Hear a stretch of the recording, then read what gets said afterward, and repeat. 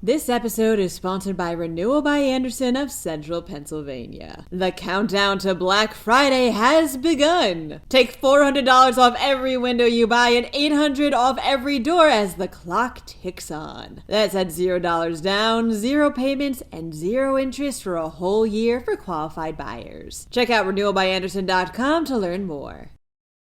The FDA is pulling a common ingredient used in popular cold medicines. Meanwhile, Pennsylvania gained some people last year. The SS United States is set to set sail. And do you like one of the world's worst beers?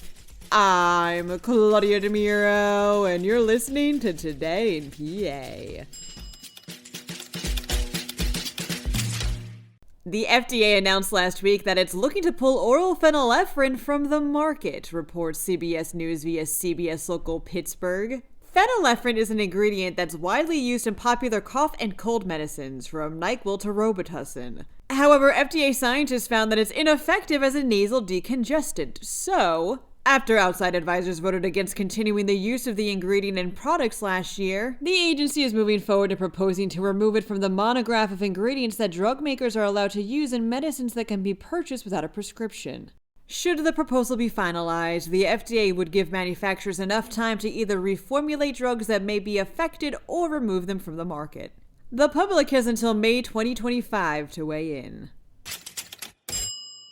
Almost 237,000 people moved to Pennsylvania in 2023, reports the Tribune Review. New census data shows that the majority of these new residents hail from New York, Jersey, and Maryland. Some came from as far as California and Texas. Pennsylvania is currently the 5th most populous state in the nation, and the majority of people who moved here last year, a little over 36%, said they did so for family purposes.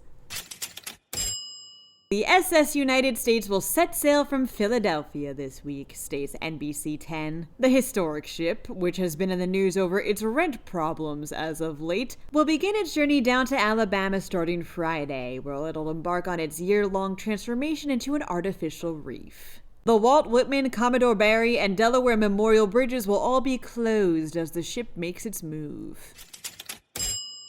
Beer Advocate has released a list of the 25 purportedly worst beers in the world based on reviews and ratings, says PennLive.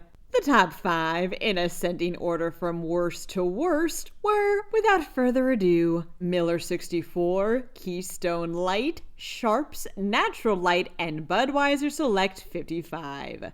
The reviews from Budweiser Select 55 are pretty savage. One guy said, quote, "Fill a glass with crushed ice and shredded cardboard, then add a Budweiser to it. Let it sit on the counter overnight, and that would be close to what this tastes like."